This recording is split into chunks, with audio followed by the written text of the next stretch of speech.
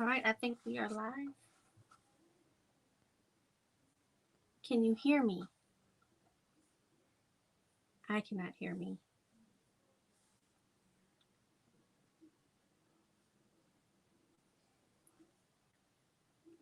Hey, I am live. Okay. Can y'all hear me? Let me move this.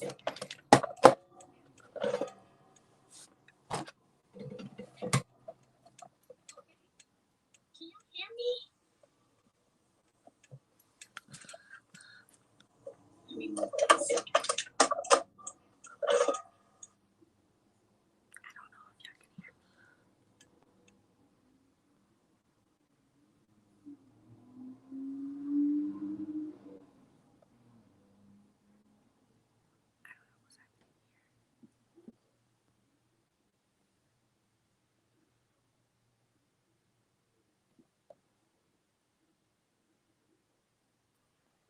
Go ahead and start, Tiara. We can hear you. Oh, okay, great. Okay. So my name is Tiara Lee. I am the owner of Drunken Lipstick Beauty here in Atlanta. I am a member of the Beta Zeta chapter of Beta Phi Omega Sorority Incorporated. And today I'm pretty much just going to do a small tutorial on a natural makeup look using very pretty model. Okay. All right. Give me one Tiara, second. move your camera a little bit. The silver bar is in the way. Hold it. Oh, Lord. Is that There better? we go. Perfect. All right. Now, take a seat. Oh, Lord. Is that There we go. Perfect. all right? Take a seat. Oh, Lord. Is that There we go. Perfect. all right? Take a seat.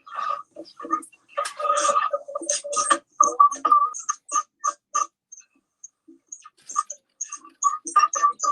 Perfect. Take a seat.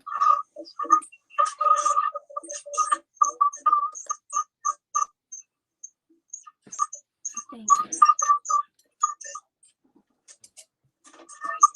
Take a seat.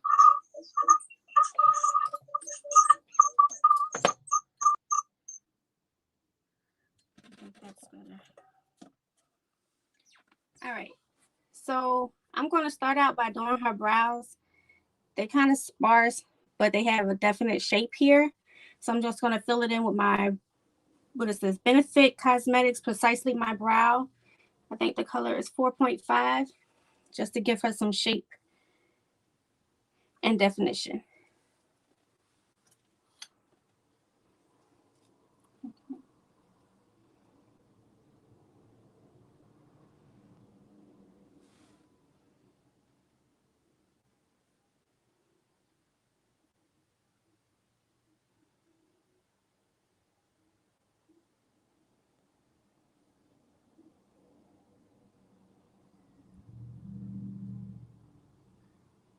Don't do that.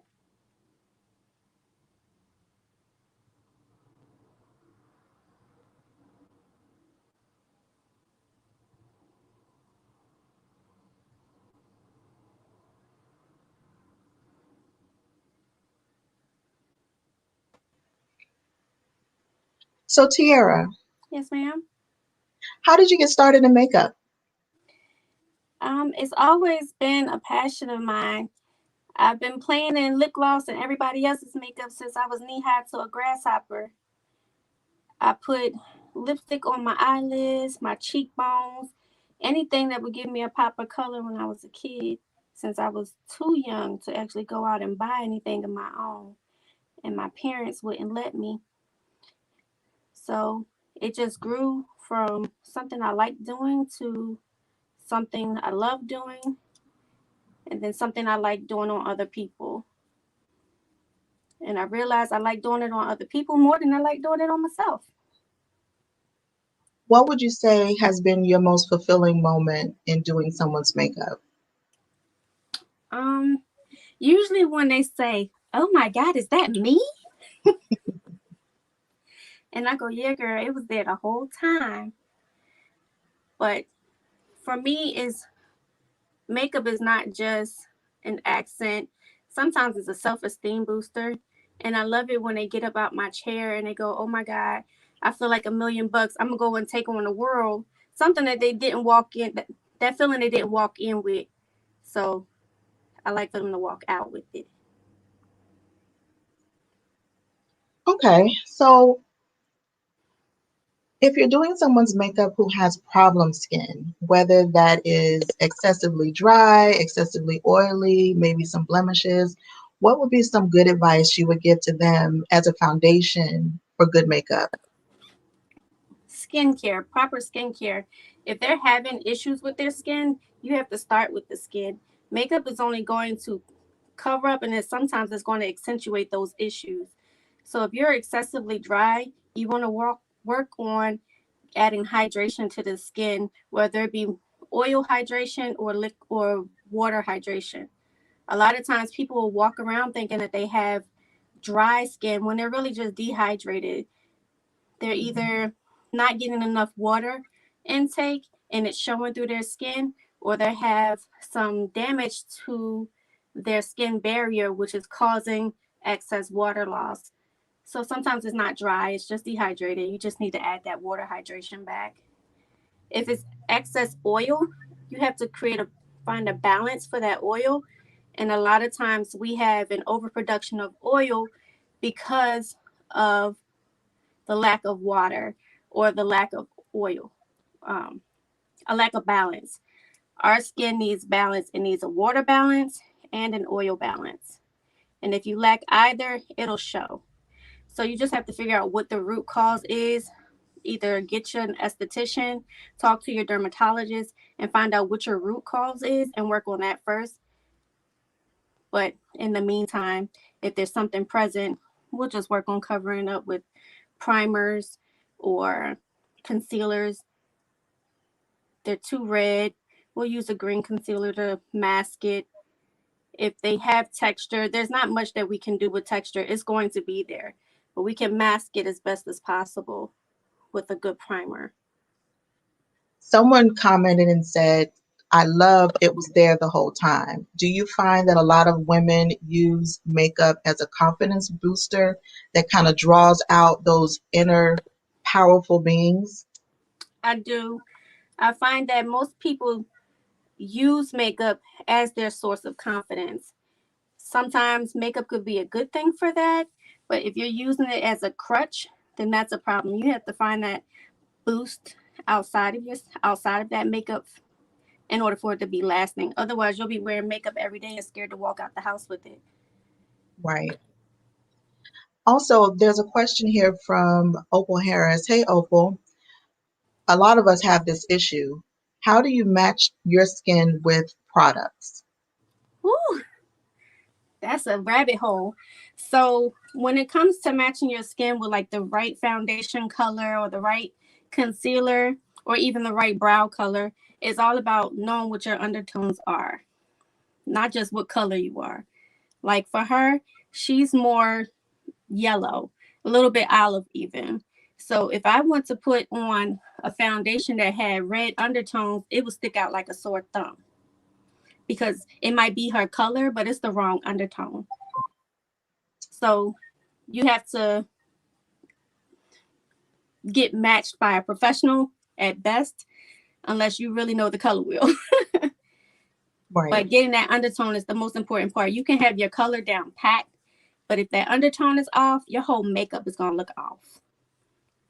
So then the first suggestion is to go into a store, go into a professional makeup place and become matched that way. Yes.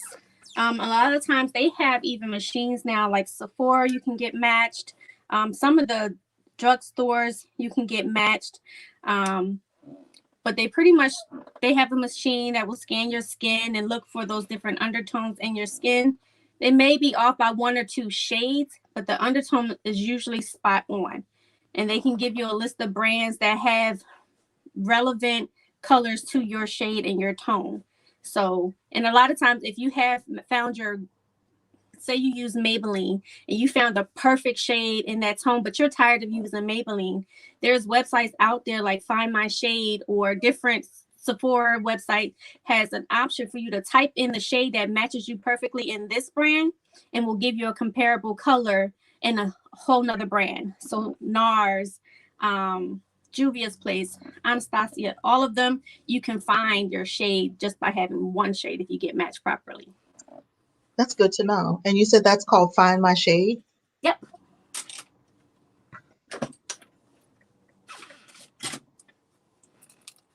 Another question just came in. Um, is there a certain brand you would recommend for a foundation? Now that's a tricky question. That is a tricky question because it's all up to preference. My holy grail is Maybelline Fit Me or Superstay and NARS Pro Filter. Those are my two favorite brands, but there's plenty of them out there that other people love. It really is about your preference and what kind of results you want from it. If you want more of a matte finish, I will go with my go-to, which is Maybelline Fit Me. You can find it in drugstore. You can find it everywhere. If you want something more dewy, I use Maybelline Superstay. Um, but I go between those two finishes based off of the client's skin type. If they're oily, I'm going to use Fit Me because it's matte. If they're dry, I'm going to use Superstay because it's hydrating. Or if I'm trying to be bougie, then I go with my NARS. And Now, I go all out. do you find that there's a difference between drugstore brands and department store brands? There's definitely a difference. I wouldn't say that either of them are good or bad, because amongst drugstore brands, you have the best and the worst. And among good brands, they just have a great name, but a piss poor product, excuse my language. Um, Right. so it really, a lot of these drugstore brands are under the same umbrella as the big name brands. Okay. So a lot of times you're actually getting the same product, just Hmm. in different forms. Just under a different name. Okay. Someone else posed a question. What look are you planning for this model? She's just getting a natural look. It's probably going to be like a soft, smoky eye. It's what I'm looking for, just to keep the tones natural. It's going to be like a brown, light brown, dark browns, maybe even a little bit of shimmer, just to add some pizzazz to it. I'm going to clean up her brows, and I am using, what is this? Tarte Shape Tape in the color medium.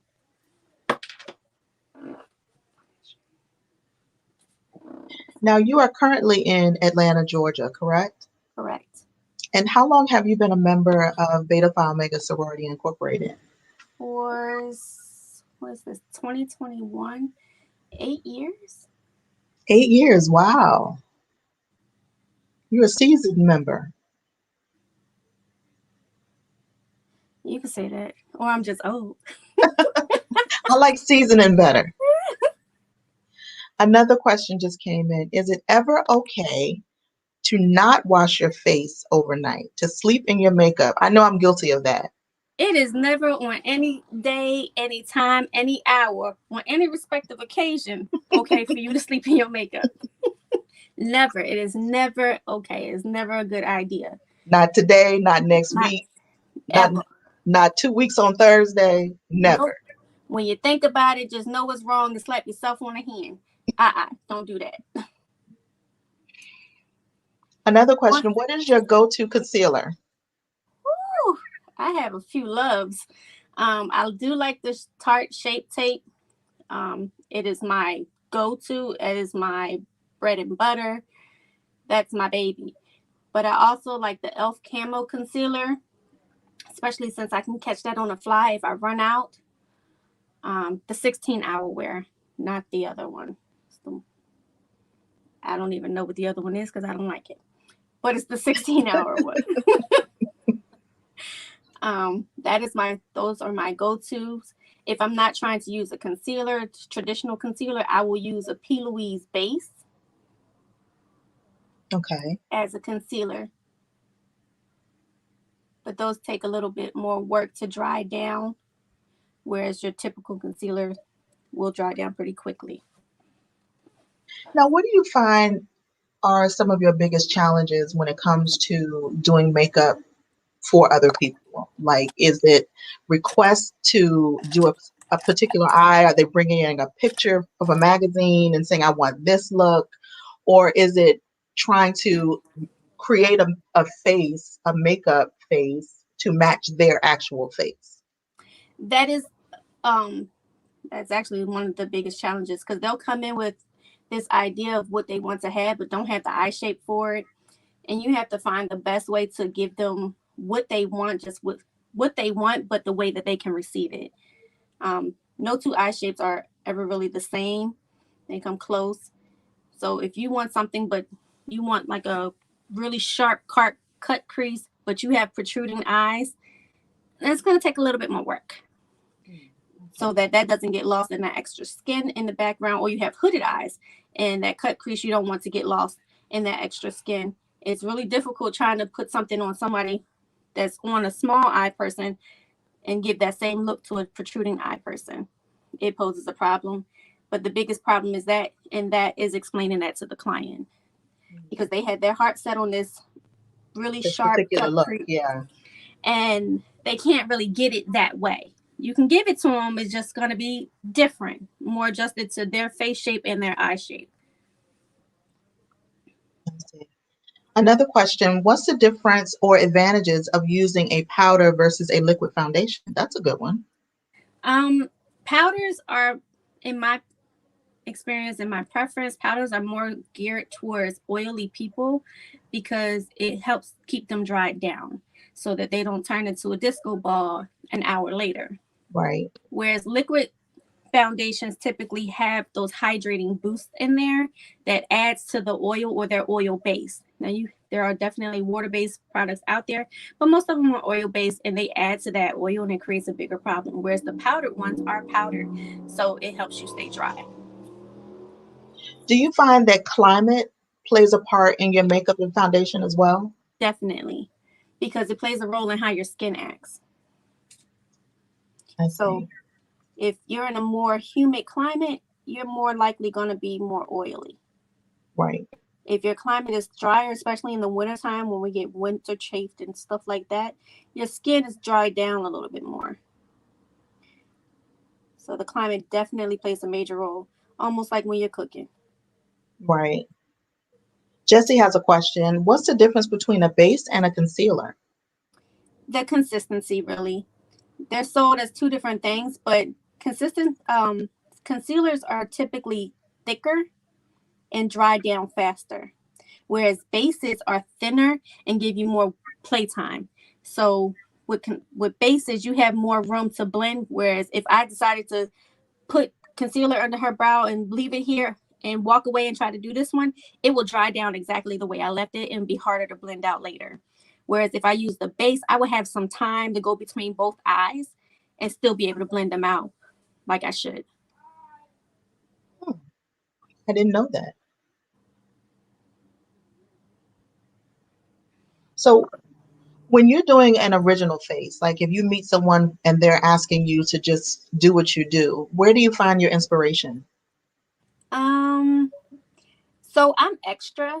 So I'm always looking to do something extra if they're in that comfort zone.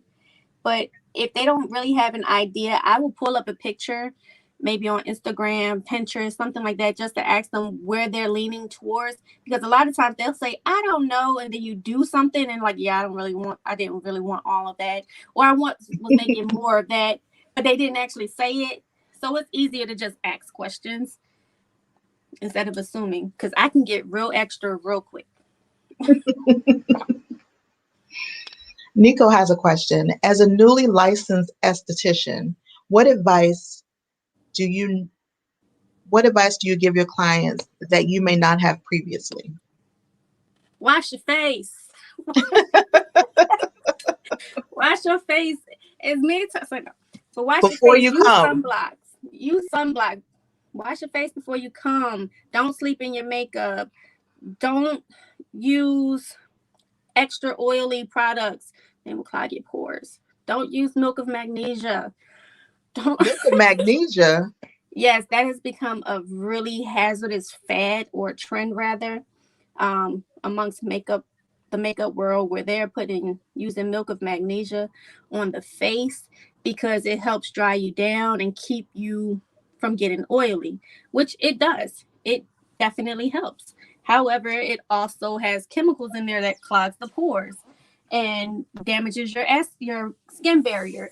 So you might have this face on all day, but you won't have your face on all day because it's all messed up. Wow. So since you did bring up trends, I noticed like over the past few years, makeup has really taken a turn in what most of us are used to.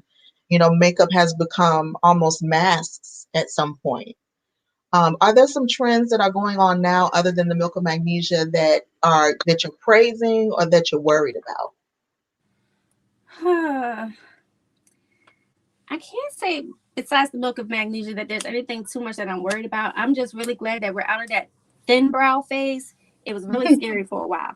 Um, I never really cared for thin brows, and I'm so glad that that is done and over with. However, this fluffy brow trend is becoming more of a thing, and I think I am loving it. Um, and tattoo brows are coming back in style, but just in a different manner. They're microbladed, micro Mhm. shaded, and all of those other things that I seem to like. What concerns me is how often they have to get them touched up so they're not faded. It's the same thing with the old tattoo brows. You have Right. fading that happens, and it's like, what do you do then? Like they're good for a year, I think, or 7 months or something, and then you have to go back and get them done again. Right. My concern with the microblading or the tattoos is what if they tattoo them incorrectly or one is taller than the other? Like, how do you fix that until it fades again? Um, you fix that with makeup. You Mm. conceal it, you cover it, and you live life as if it didn't happen under the concealer and foundation until it fades. I just recently had a client who had faded microbladed brows, and they were uneven. Wow. And the most that I could do was just conceal them, cover them up, and draw new ones. That's all I can offer her because I don't offer that service. I would be so hurt. Oh my goodness. Because they're not cheap. It is expensive. It is. It's very expensive for them to be messed up. And I feel like if you're going to go that route and get your brows microbladed and tattooed on, go to somebody reputable. Look at their work. Look at their previous work. Not like the don't be their seventh customer. Be like their Right. 700. 27th. You know, Right, right. don't be that first person that they still practicing on. You know, let them use their tattoo heads or whatever. Just don't be that first one or the seventh. So I have noticed, and this is no shade on anyone, but I have noticed these kiosks that are popping up in the malls to get your makeup done and get your lashes done and things of that nature. Mm-hmm. Are those booths something that is the new trend? Is that something that is reputable? Or should we Um, seek out independent makeup artists to do our makeup? So those booths are typically reputable. That's just what they could afford at that time because renting out a whole storefront in the mall is not cheap. It's expensive. So getting the booth is good. What I would take a look at before I even let them do my makeup is how clean are they? Are their Mhm. brushes clean? Do they clean between clients sitting in their seat? What are they using to clean? Because spraying me down with alcohol and it's only 7%, 70%, I'm okay. I'll Right. pass. You know, what tactics do they use to keep you safe as a client? Instead of just moving people in and out simply because they can do bomb makeup. I don't want you to do bomb makeup and then my face break out or I'm itchy or I now have this rash or this infection that could have been prevented. Right. You know, those are the things that I consider when choosing a makeup artist. And then this is beyond COVID. This is like reality. I mean, this is before COVID. Yeah, so I don't mind the booths. Now, I have definitely walked past some and said, sis, I know you need to clean it up. I know you do. You know, and I obviously would never patronize her service, her business, Right. but it doesn't make her less legal or less, you know, Reputable. yeah, it just makes her less clean. And I definitely won't be going there. So what are some of the things you should consider when you're hiring a makeup artist, whether it's for your wedding or a girls' night out or a photo shoot? What are some things that you should consider? Again, their style of work, make sure it matches what you want. You know, it took me a long time to realize that not everybody wants the same style of makeup that I want or have the same taste, and that limited my clientele. So I had to learn to venture out and be a little more subtle in my makeup choices, but not everybody is there yet. So I'm not going to go to a makeup artist who always posts natural, neutral looks because that's not me. You know, I'm going to go with an artist that always does something crazy or outlandish. And it's like, oh my God, I've never seen that before. You know, those are the people that I'm going to patronize because they match me and my personality a lot better. Now, what colors are you using now on the eyelid? I apologize. I'm using Treat Me from the P. Louise Date Night palettes. I'm going to let y'all see because it's so cute. It's the Love Tate Okay. palette. Oh, Yeah, that's cute. Yeah. I like her. now, who is this lovely model? This is my daughter. She so happily sat down to be my model today, with or without bribe. Well, she is beautiful. Say thank you. Thank you. Yeah, she decided that she was going to go ahead and do this for me if I compensate her. We were talking about that earlier. Yes, and compensation typically means I'm either going to give her money or I'm going to buy her some food. That food is her love language. So, Yes, a girl has to eat.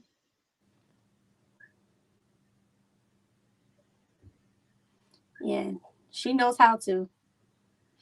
You can't tell. Now, from what I remember, you have a house full of girls. I do. A bunch Now, of them. are they all playing in the makeup? Um, no. So my youngest one, definitely, she's your future FX makeup artist. Um, she's going to be on somebody's movie scene doing something weird with blood and gore. Oh my Where, goodness. yeah. This one, not so much. She's stuck on her brows, and she's like, I can't get my brows right, and she's just kind of there right now. My 14-year-old, she's in between. I mean, my 16-year-old, she's in between makeup and nails. So she's trying to figure out where she's going with either of those or both of them. So, and my 12-year-old, she's a hairstylist through and through. That's what she's doing. She don't really care about nobody's makeup. She'll play in it for a little bit, then she gets bored. Um, Now, how closely related are hairstyles and makeup styles? um, I would say they're relative. They don't really bounce off of one another unless you're going for a specific look. If your hairstyle is screaming 90s, then you should probably have some kind of makeup style that fits the 90s because that's what your hair is screaming. Mm-hmm. I would say makeup to outfit is much more Connected. important. It's much more connected. Because that's where it really matters. Do my makeup match what I'm wearing? Do I have on all this extra makeup, but I'm wearing a plain white suit or a plain gray suit and I'm just dialed down? Right. I'm in my church going clothes, but I got over the top makeup. You know, a That's trend that A trend that I've been noticing a lot lately is really vibrant eyes and a pale lip. Are you seeing the same things? Yes, and I'm guilty of it because I love cre- all, if I do really, really vibrant eyes, I want that to steal the show. I don't want my lips to come up and like, oh, don't work, don't forget Right. about me. I'm here too. I want my eyes to be the center of attention, and then my lips are just kind of there. Or I want my lips to be the center of attention. I do a very muted eye. Okay. I create balance on my face that way. Because I feel like if you have a heavy eye and you have a heavy lip, you just look heavy. You look like a clown. It just looks like too much. Bear with me. Y'all about to die.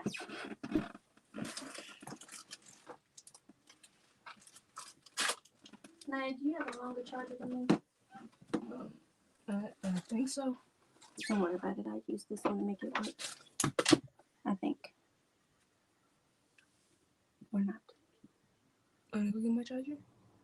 No. Amore Rose? Amore Rose.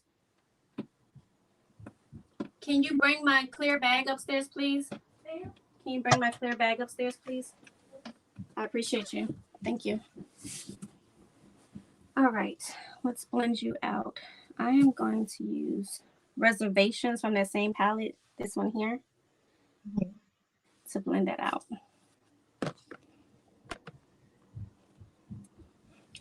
So for the everyday working woman who wants a quick look to go to work or to something that they can wear to work to transition into an evening setting, what would you suggest?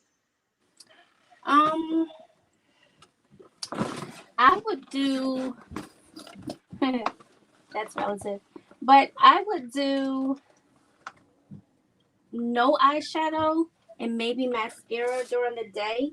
So how I cleaned up under the brows and I blended out the concealer that was under the brow into the eyelid. Just leave that muted like that. Add some mascara or lashes if you're a lash wearer, and wear it like that. And then at night, then you can add a pop of color, add some liner just to switch it up. You can use a real sharp wing liner, liquid liner, to make it an evening look, just to go quickly between the two. Just adding a little color on the lids and maybe a different lipstick? Yep. Okay, that's pretty simple. So Opal commented, she said, I wish I could do my brows the same each time. Someone told me one time that the brows are not twins, they're cousins. They're So sisters. they related. Mine are generally cousins sometimes.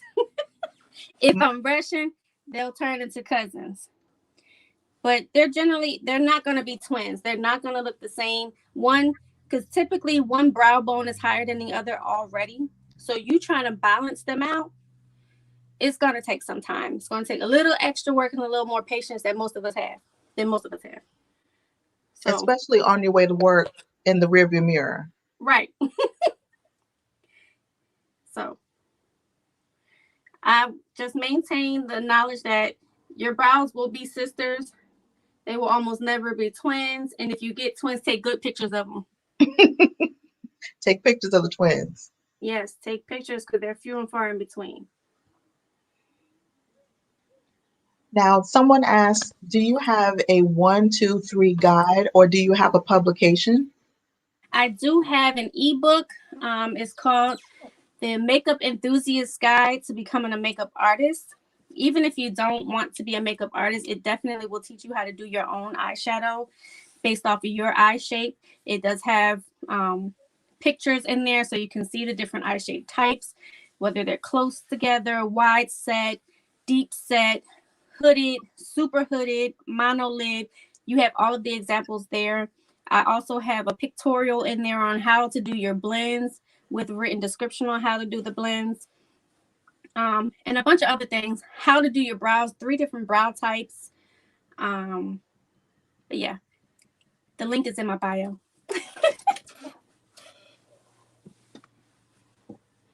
So someone was saying that they couldn't see. I think your arm was in the way when you were applying some makeup. I'm sorry. Turn your head just like that. It looks like we have sorors who are joining us from Chicago, from Atlanta, um, North Carolina, Hey, Sorors. Florida, Tennessee, I don't know who's all there, but hey y'all.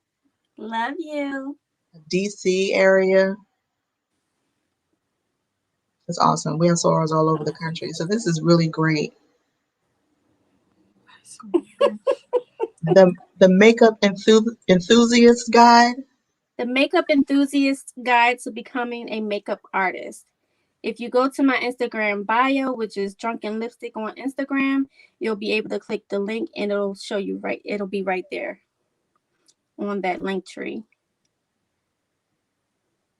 All right, so here, this is just a 2-color blend just to keep it very short and sweet. I use Treat Me and Reservations from the P. Louise Love Tapes palette. And this one is the Date Night palette. For the blending, I just put down my brown here, which is the Treat Me, in the center of the eye. And on that 50-50 marker between brown and Reservations, I blend it here. That way there's a smooth transition between the two. Close your eyes, sweetheart. So it doesn't become muddy, where it just all looks like one color. And you're like, where does it stop? Where does it end? But it's also blended. If you blend on that 50-50 marker, you'll almost always get a perfect blend, as long as you don't do it too long or too much. Even with a watery eye.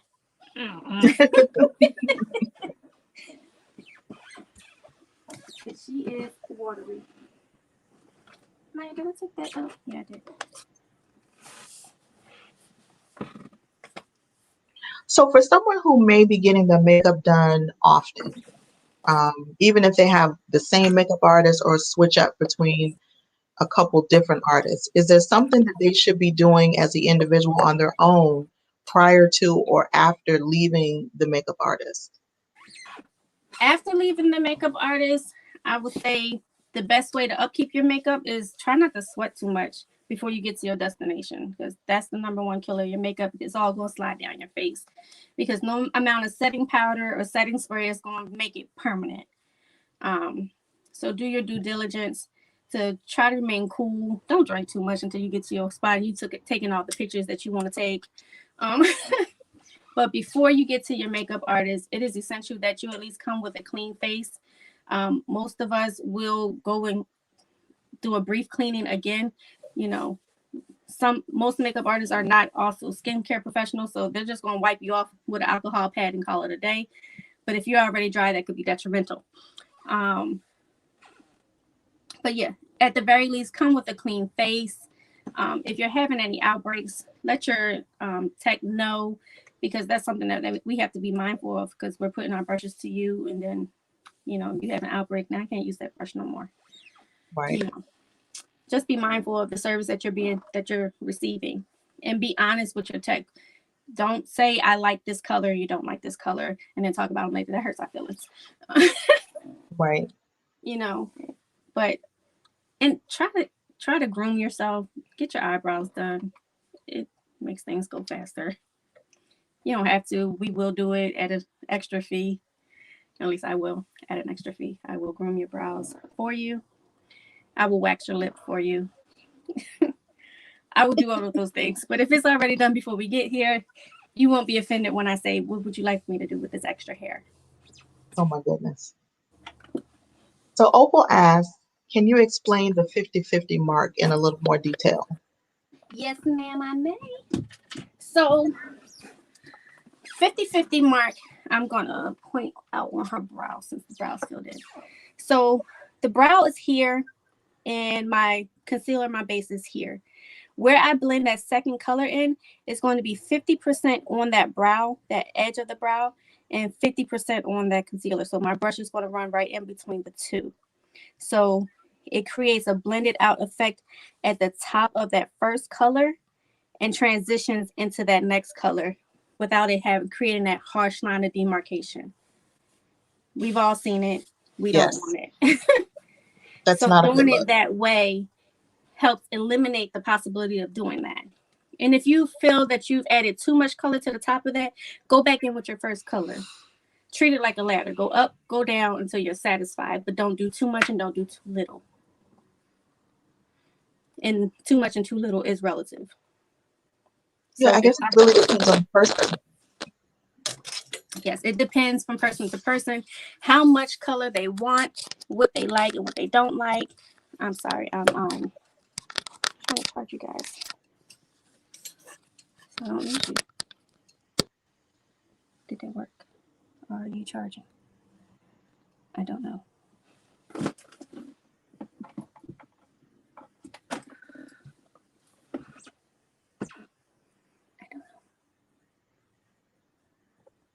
I have no idea what's happening. Okay. Well, I hope it is. But that way, we don't have a line of demarcation. It's fully blended without being over blended or under blended. And it's pretty. Close your eyes. It is. It's very pretty. You have a smooth transition from one color to the next without looking blocky or extra.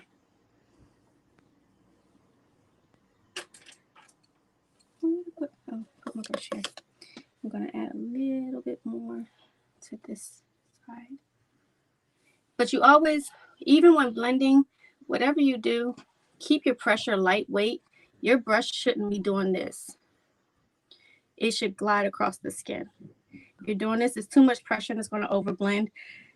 And you're pushing it back into the brush and not onto the skin. So the further back you hold the brush, the less pressure you put. The closer you hold the brush, the more pressure you put.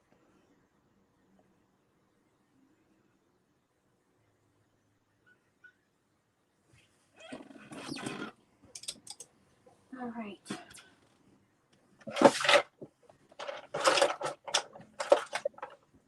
So we are about 45 minutes into our broadcast, and we're going to wrap up in the next few minutes. Are there any final comments or any last things you'd like to say to our audience?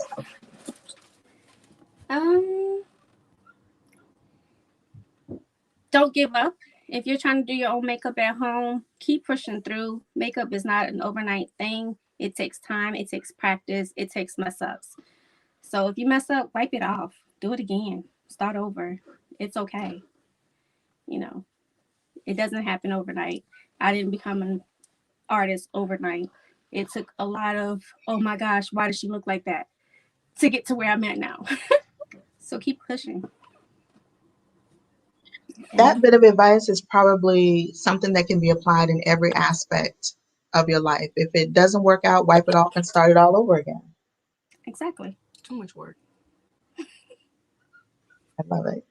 Thank you so much, Tiara, for taking the time and doing this during Founders Week for the Beta Zeta chapter. No problem. And thank you, our beautiful model, for taking the time out of your evening for doing this with us. You're welcome. Your eyes look amazing. Thank For you. more information about Beta Phi Omega Sorority Incorporated, please feel free to check out our website, our Facebook page, all of our social media. This is Founders Week. We have been in existence for 21 years, and we have many events that are happening over the next week.